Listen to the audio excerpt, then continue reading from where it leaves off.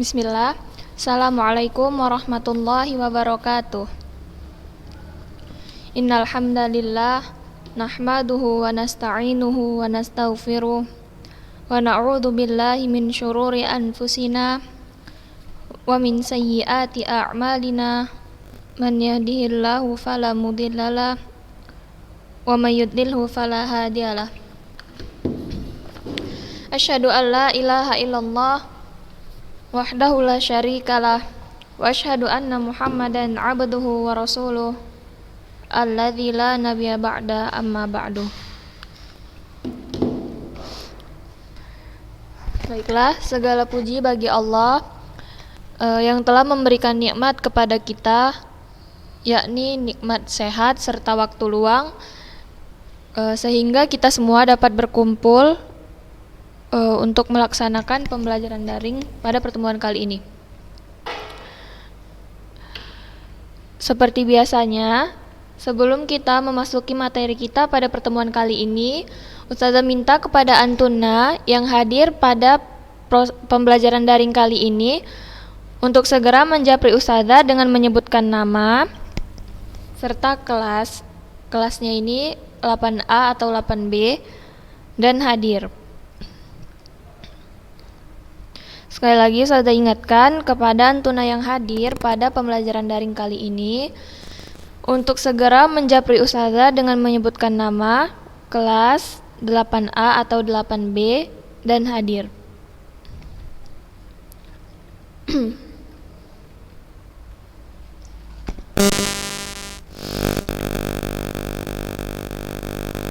Ustazah juga mau mengingatkan kepada Antuna yang belum mengumpulkan catatan kepada Ustazah untuk segera mengumpulkan catatannya. Catatannya itu berupa bahasa Arab ya. Jadi karena buku kita bahasa Arab, jadi catatannya itu berupa bahasa Arab. Ustazah nggak minta nyatat semua, hanya catat saja poin-poin penting yang Ustazah sampaikan pada materi yang lalu-lalu. Jadi setiap pertemuan itu poin-poin penting itu dicatat dalam bentuk bahasa Arab.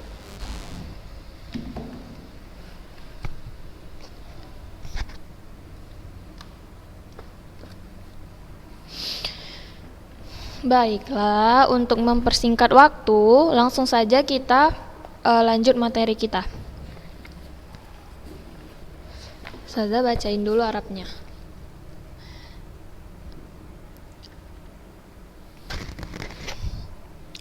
Ahammiyatul imani biuluhiyatillahi ta'ala.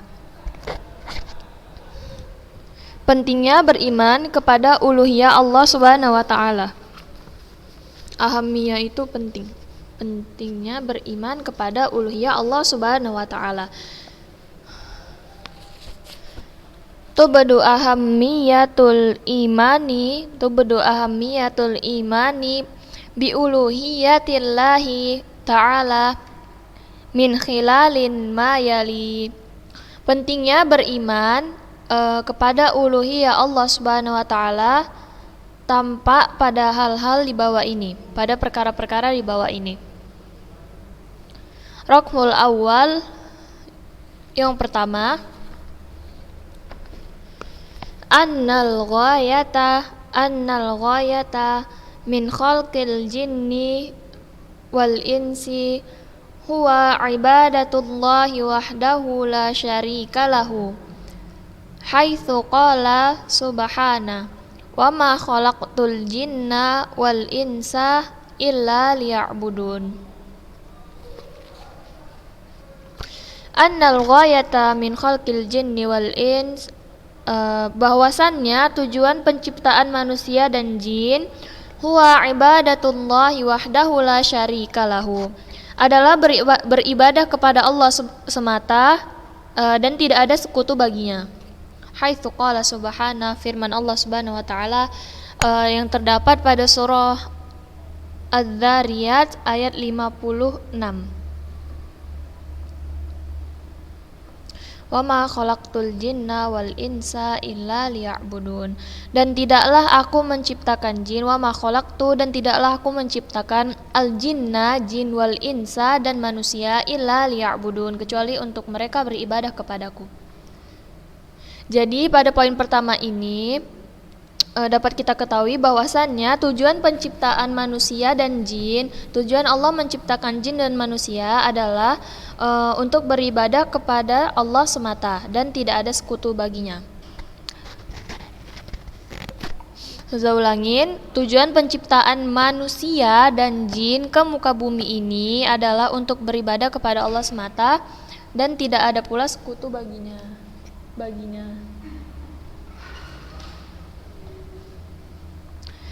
Kemudian rukmu tsani yang kedua, annal maqsuda min irsalir rusula alaihimussalam wa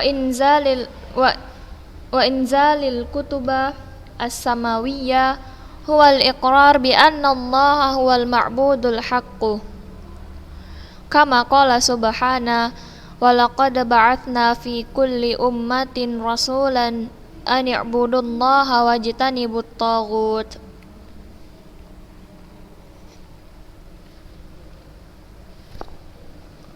Annal maqsuda min irsalir rusul alaihimussalam,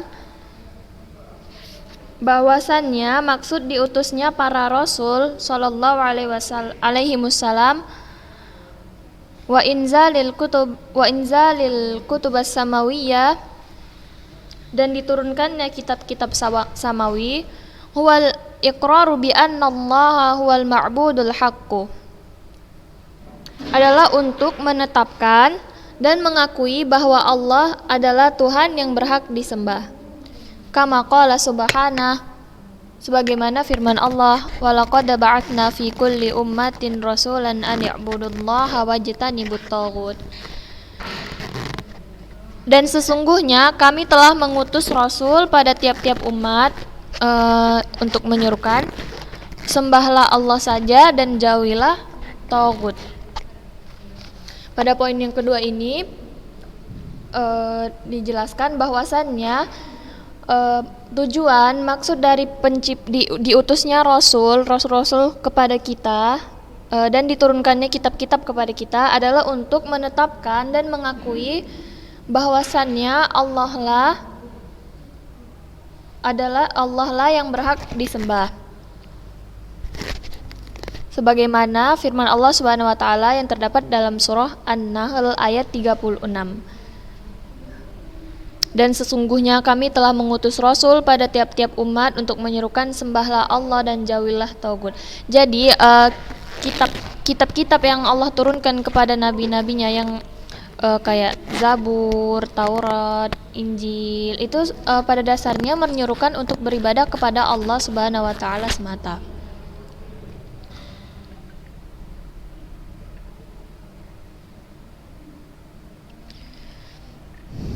Kemudian yang ketiga, rukmus tsalits.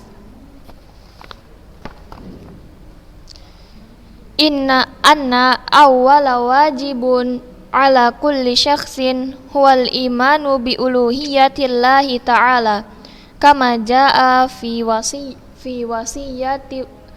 wasiyatin nabiy sallallahu alaihi wasallam li Mu'adz bin Jabal radhiyallahu anhu. Lamma arsalahu ilal Yaman qailan lahu innaka ta'ti qauman min ahlil kitabi falyakun innaka ta'ti qauman min ahlil kitabi falyakun awwala ma tad'uhum ilaihi syahadatun an la ilaha illallah.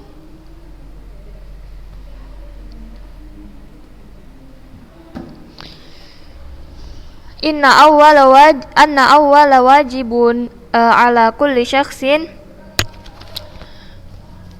sesungguhnya kewajiban pertama atas setiap manusia huwal imanu bi uluhiyatillahi ta'ala, ialah beriman kepada uluhiyah Allah Subhanahu wa taala. Kama jaa fi wasiyatin Nabi sallallahu alaihi wasallam li Muadz bin Jabal. Sebagaimana yang diwasiatkan Nabi kepada Muadz bin Jabal radhiyallahu an. Lamma arsalahu ilal Yaman qailan. Saat ia diutus ke Yaman. Qailan lahu, ketika itu Nabi bersabda, innaka ta'ti qauman min ahlil kitab. Sesungguhnya engkau akan datang kepada kaum dari kalangan ahli kitab. Falyakun awwala ma tad'uhum ilaihi syahadatun an la ilaha illallah. Karena itu pertama kali yang hendaknya engkau serukan kepada mereka adalah bersaksi bahwa tidak ada sesembahan yang hak selain Allah. Jadi pada poin ketiga ini dijelaskan bahwasannya kewajiban pertama atas setiap manusia adalah beriman kepada uluhiyah Allah Subhanahu wa taala. Saya ulangin, kewajiban pertama atas setiap manusia adalah beriman kepada uluhiyah Allah Subhanahu wa taala. Sebagaimana yang diwasiatkan Nabi Muhammad SAW kepada Muadz bin Jabal. Pada saat itu Muadz sedang diutus ke Yaman. Nabi bersabda, innaka ta'ti qauman min ahlil kitab falyakun awwala ma tad'uhum ilaihi syahadah an la ilaha illallah.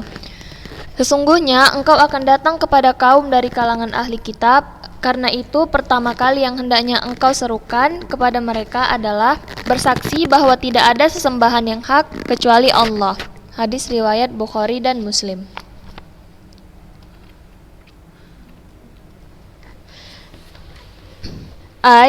Ud'uhum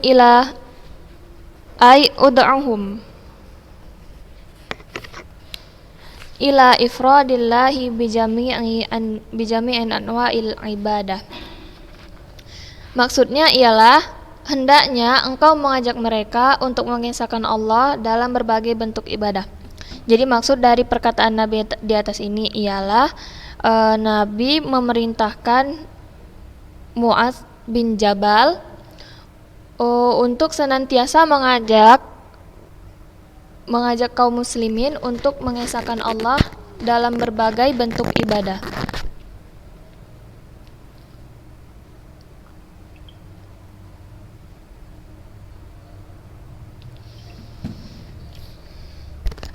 Kita lanjut yang dal. Makna la ilaha illallah. Makna la ilaha illallah.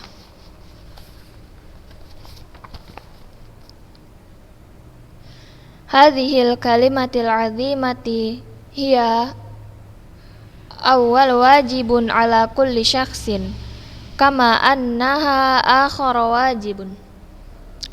Faman mata ala hadhil kalimati fahuwa min ahlil jannah kama qala an-nabiy sallallahu alaihi wasallam man mata wa huwa ya'lamu an la ilaha illallah dakhalal jannata.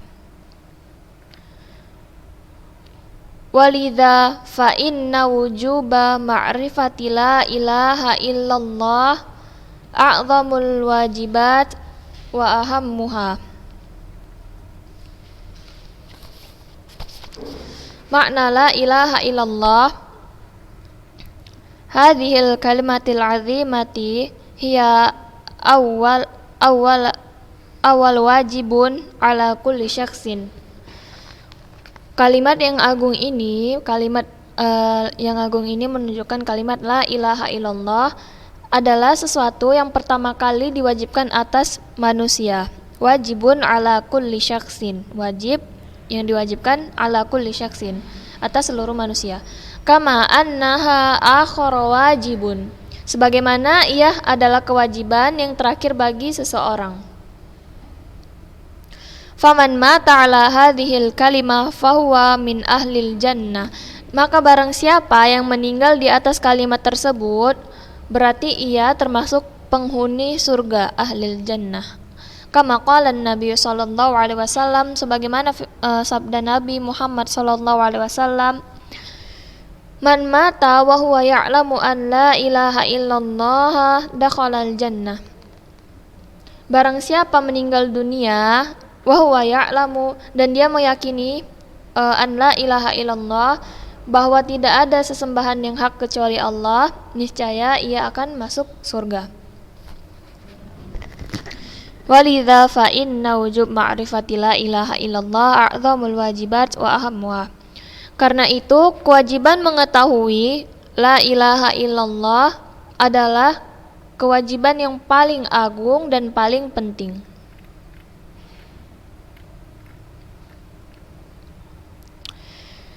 Makna la ilaha illallah, kalimat la ilaha illallah ini merupakan sesuatu yang pertama kali diwajibkan atas manusia, sebagaimana ia merupakan kewajiban yang terakhir bagi seseorang. Jadi barang siapa yang meninggal, yang mati di atas kalimat la ilaha illallah ini, berarti ia termasuk penghuni surga. Sebagaimana yang telah disabdakan oleh Nabi, man mata wa huwa ya'lamu an la ilaha illallah dakhalal jannah. Barang siapa meninggal dunia dan meyakini bahwa tidak ada sesembahan yang hak kecuali Allah, niscaya ia akan masuk surga. Hadis riwayat Muslim.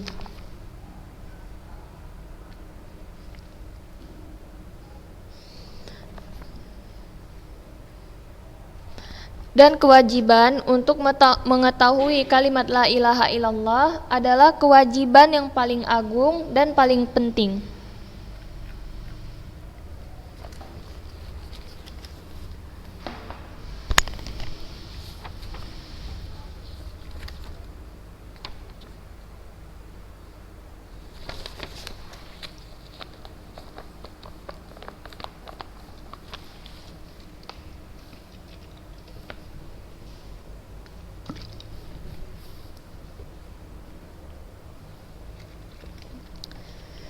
Wa makna la ilaha illallah ay la ma'buda bihaqqin illallah wahdah.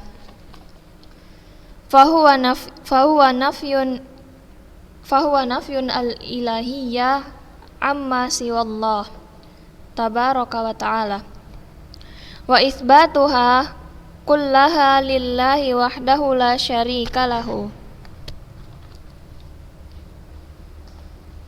Dan makna la ilaha illallah ialah la ma'buda bihaqqin illallah wahdah. Dan makna dari la ilaha illallah adalah barang siapa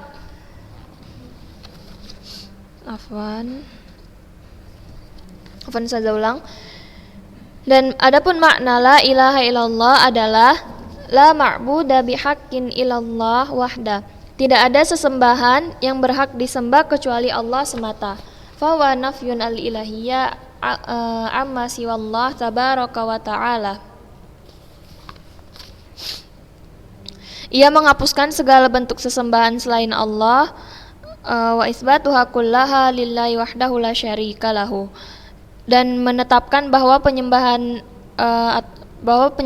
atau ibadah itu hanya milik Allah semata, tidak ada sekutu baginya. Jadi makna dari la ilaha illallah ialah tidak ada sesembahan yang berhak disembah kecuali Allah,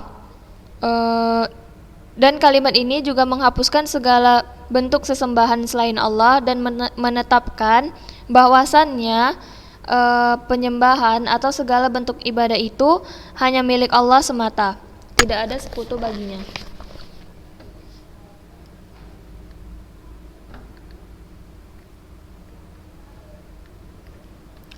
Famakna al-ilah, makna al-ilah adalah huwa al-ma'bud. Huwa al-ma'bud.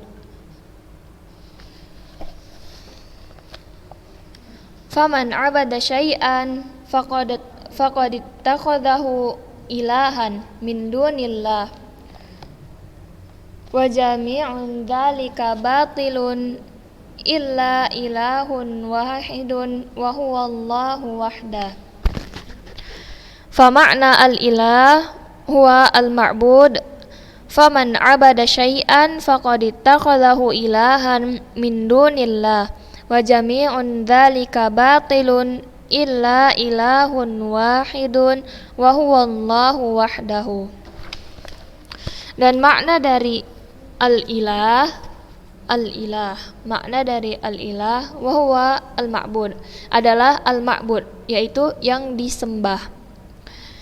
Makna dari al-ilah adalah al-ma'bud, yaitu yang disembah. Faman 'abada syai'an, sehingga barang siapa menyembah sesuatu, faqad ittakhadahu ilahan min dunillah, berarti ia telah menjadikan sesembahan lain selain Allah. Wa jami' dzalika batilun illa ilahun wahidun wa huwallahu wahdah. Padahal semua itu adalah batil kecuali hanya satu sesembahan, yaitu Allah Subhanahu wa taala. Jadi makna dari al-ilah adalah al-ma'bud, yaitu yang disembah. Dan barang siapa yang menyembah sesuatu yang lain, berarti dia itu telah menjadikan sesembahan lain selain Allah. Padahal semua itu batil kecuali hanya satu sesembahan, yaitu Allah semata. Jadi barang siapa yang menyembah kepada selain Allah, berarti dia telah menjadikan sesembahan lain selain Allah. Padahal sesembahan terhadap segala sesuatu selain Allah, maka itu batal.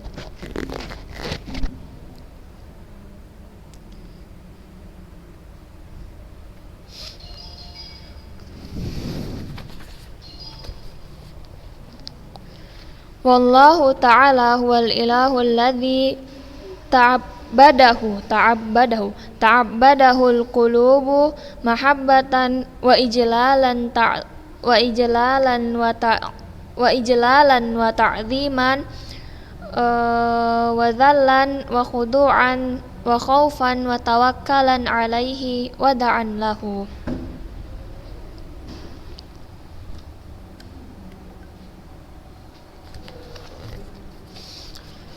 Allah Subhanahu wa taala huwa al-ilahul ladzi ta'abbadahu al-qulub. Itulah Rabb yang disembah oleh segenap hati dengan ta'abbadahul qulub mahabbatan.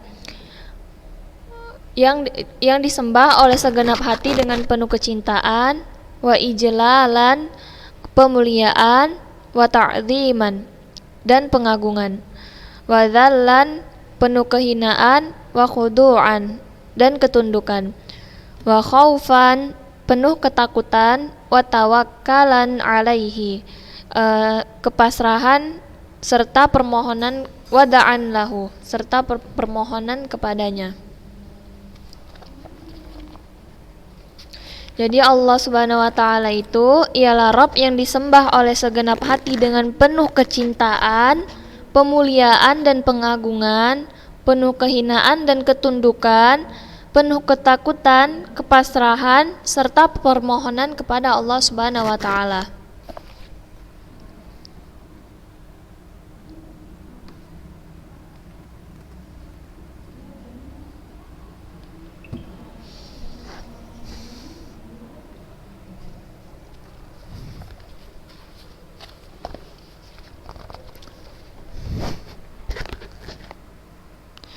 Walaysa lil qulubi sururun wala sa'adatun illa bitahqiqi makna la ilaha illallah. Fa inna surura tamma wal hayata thayyibah wan na'ima innama huwa fi ifradillahi ta'ala bil ibadah. Walaisa lil qulub surur wala sa'adah, dan tidaklah hati itu mengalami kegembiraan dan kebahagiaan illa bitahqiqi ma'na la ilaha illallah, kecuali dengan merealisasikan makna la ilaha illallah. Fa inna sururatam wal hayata thayyibah wan na'ima innama huwa fi ifradillahi ta'ala bil ibadah. Karena kebahagiaan yang sempurna dan kehidupan yang baik, wal hayat at-thayyibah, wan na'im, dan penuh kenikmatan hanyalah dengan mengesahkan Allah dalam beribadah kepadanya. Jadi tidaklah hati kita mengalami kegembiraan dan kebahagiaan kecuali dengan merealisasikan makna dari la ilaha illallah. Saya ulangin, tidaklah hati kita mengalami kegembiraan serta kebahagiaan kecuali dengan merealisasikan makna la ilaha illallah. Karena kebahagiaan yang sempurna dan kehidupan yang baik dan penuh kenikmatan itu hanyalah dengan mengesahkan Allah dalam beribadah kepadanya. Dan itu merupakan makna dari al-uluhiyah, yaitu mengesahkan Allah dalam beribadah kepadanya, mengesahkan Allah dengan mempersembahkan segala bentuk ibadah hanya kepada Allah.